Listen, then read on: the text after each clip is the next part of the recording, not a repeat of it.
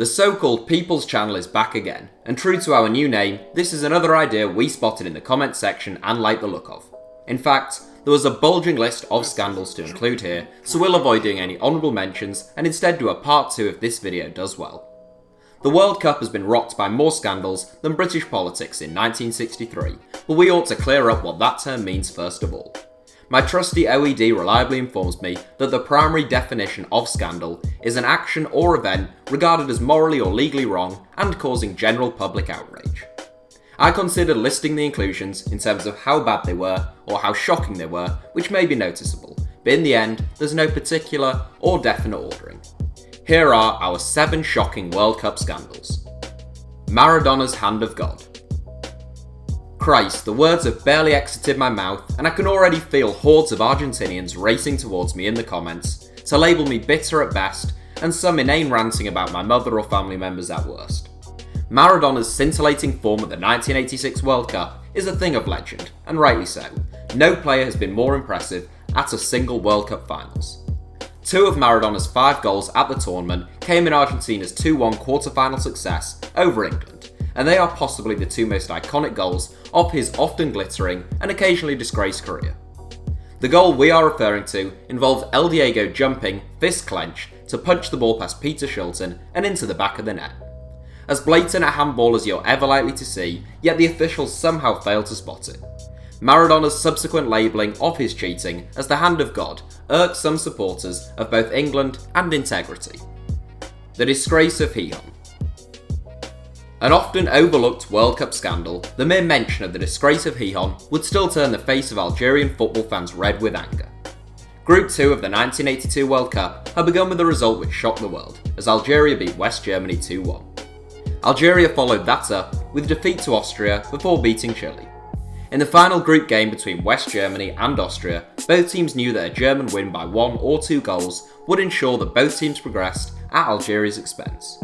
The West Germans took the lead after 10 minutes, and the game might as well have stopped there, as the following 80 were a farce. The match finished 1-0, and the enraged Algerians were sent packing.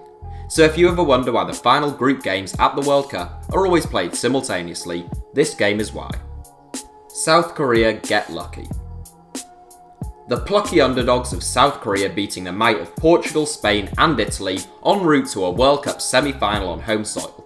It's fairy tale stuff, and the footballing romantics among us must surely want to believe that it was the result of passion, guts and their roaring home crowds. However, the events surrounding South Korea's success have repeatedly been called into question, particularly in the Italian press.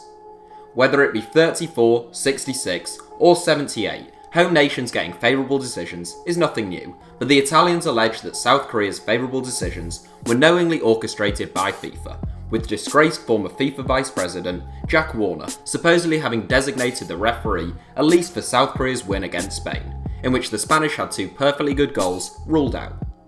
The Italy game was equally contentious, and the referee that day, Byron Moreno, has since served jail time for drug trafficking. Maradona's drug test.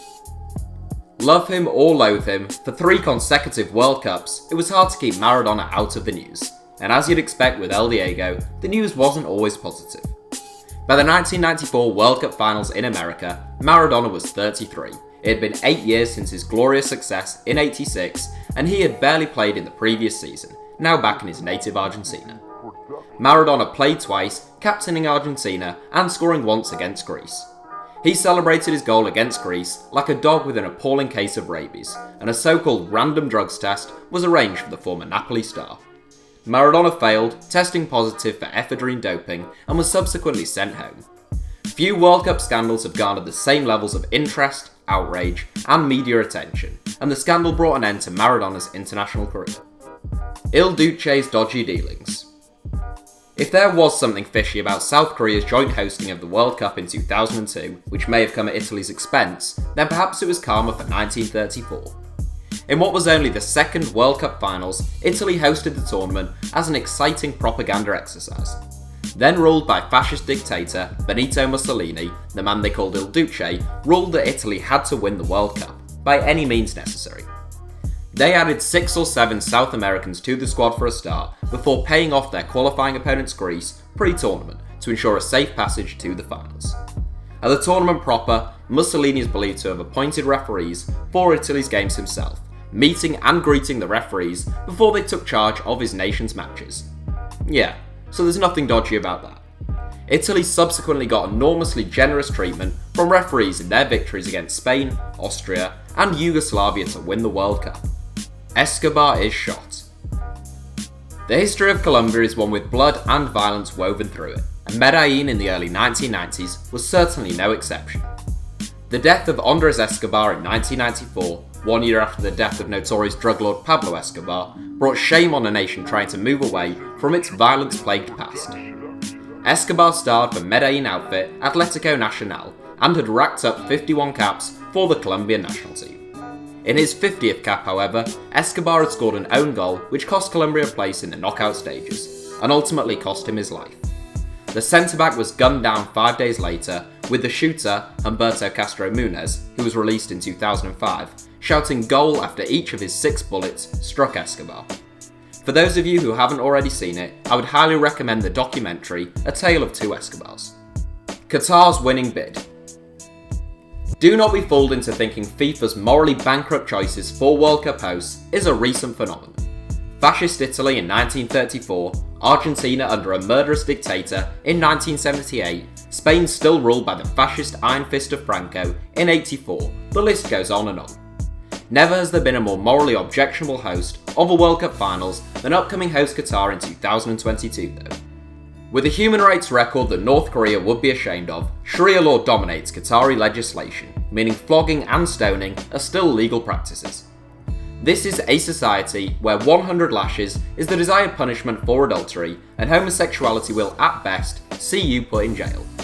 Factor in the fact that this is a country with fewer people than Lithuania and virtually no footballing infrastructure, and FIFA saw them as more suitable hosts than Australia or the USA, it's not hard to see that foul play was at force here. Beyond merely endorsing such an abhorrent regime, the successful Qatari World Cup bid has left many people with blood on their hands. When news first began to circulate that the 2022 World Cup stadiums were being built by slaves who were dropping quite literally like flies, there was understandably international outrage. A few years on, those stadiums are still being built by slaves, human lives are still being lost on a regular basis, and appalling human rights violations continue to be par for the course. Don't forget about what is happening just because they didn't stop when we were outraged first time round. The successful 2022 Qatari World Cup bid and the nation's subsequent preparations is the greatest and most shameful scandal in World Cup history. So that's it for Hour 7. Let us know your thoughts and any other World Cup ideas you'd like to see from us in the comments, and as always, thanks for watching, give us a like if you enjoyed the video, and don't forget to subscribe and turn on notifications for the People's Channel of HITC Sevens. Also, we recently set up a Twitter account, so you can now follow us and get in touch. Our username is simply @HITC Sevens.